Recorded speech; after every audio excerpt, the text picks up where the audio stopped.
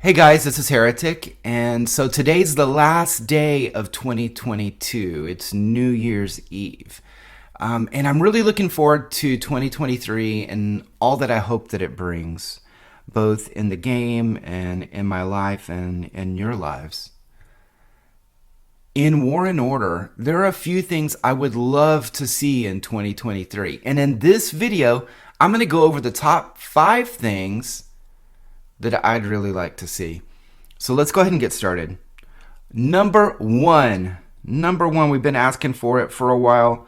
I would love to see a second Azurite mine. Azurite is a major limiter in growth past C30. So let's make it a little bit easier. Doing this could also pave the way for the castle level 45, which I'm sure is going to be coming, in the next year. It's been a while since we've had a castle level update.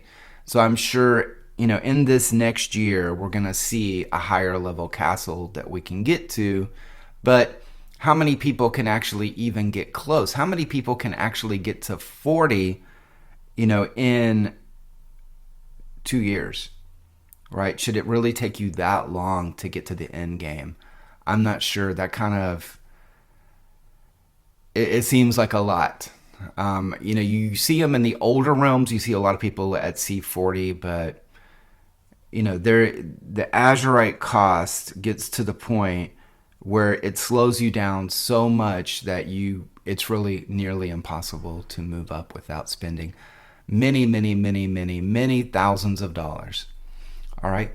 So number 2, bring back the shop in events like the Journey of Miracles and the Pony event. These shops were great because you could actually pick a reward that you wanted. You could use points that you attain in that particular event. And I don't see any of those coming up, but you could actually pick the reward that you wanted, and you didn't have to just take the reward that was given. Because those rewards, maybe you don't need that. Maybe you don't need the artifact fragment, or maybe you don't need the rune stones or something like that. You want to be able to pick the thing that you want. So bring back those choices. And as far as rewards, let's take a look at the crown event. So the crown event is fun to a point. If you're going to be taking a lot of troop losses, and you're going to have to replace those troops, right? And that can be expensive, and it can be time consuming. The buffs that you get from the different titles that you get in here are not really, they're good, but they're not great. Are they really worth the losses? And the packs that you get are honestly not good at all. They're not very good, considering what your losses are for the event, which is 90 minutes long. That's a good thing that the event is shorter, but you can lose a tremendous amount of troops. You can spend a lot in speeds. It is very costly to participate in this event. And if the rewards that you get don't really match the losses that you take, is it really worth doing it? Especially if you're more of an Elite War, Void, Frenzy type of alliance. Why would you even do this? Why not just work out rotations with the other alliances in your realm, and you don't really have to fight over it at all? But that takes away from what this event is about.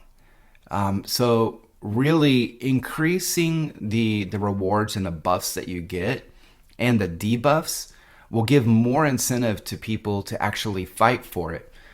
One of the buffs that I could really see that would help with this event is the winner, like the whole alliance, should get something like a 20% recruitment increase for the week. That would be good. It would at least help you make up for the losses of troops potentially that you would have.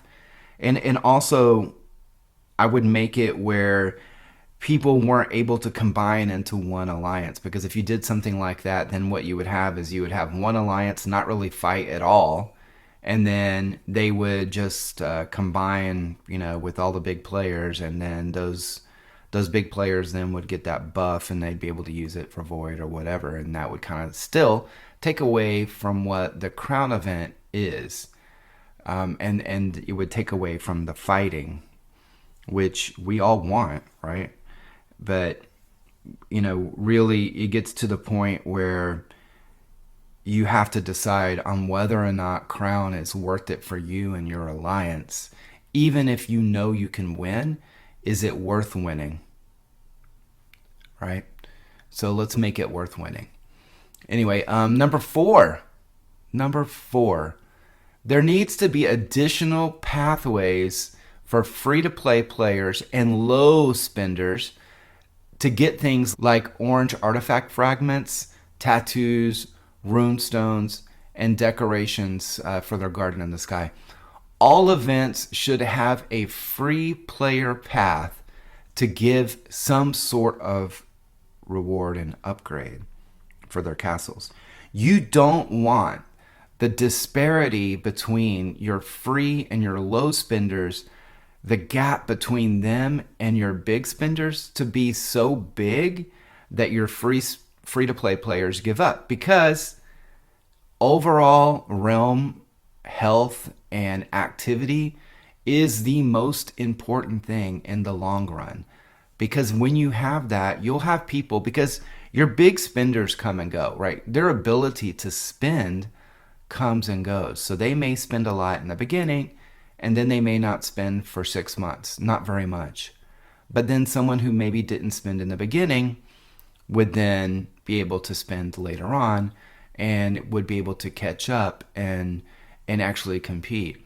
But the way that it is now, that gap is so big that the free to play players and the very low spenders can be completely wiped out and give up. They give up early in the game. All right, so number five. For number five, I would say add additional challenges to some of these really cool mini games that we have in War and Order. Army Assault, you have your classic Castle Wars, which is really cool. You have Elite Adventures. So, eventually you're going to hit the end of this, and then there's nothing else to do except just repeat over and over. You have your Fiend Trials. You hit the end of that and you're done. There's nothing else to do. So add additional challenges to that.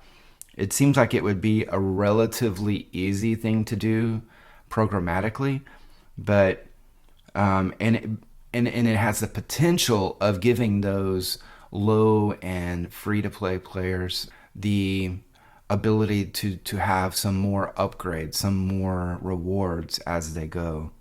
So that might be a really good way of keeping your low spenders around. All right, and as a bonus, so that's my top five. As a bonus, something that I really think that War and Order could use, and something that I would wish for in 2023, is some sort of, and this is going to be super controversial, some sort of moderator program. It's controversial in that, I agree with most people.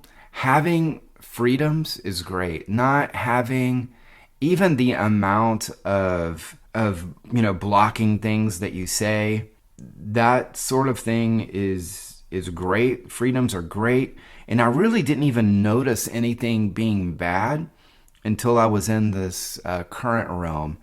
And there's certain things where a moderator could actually help kind of guide that conversation, delete some things that are said that are just so terrible that in quantity, it can ruin a realm.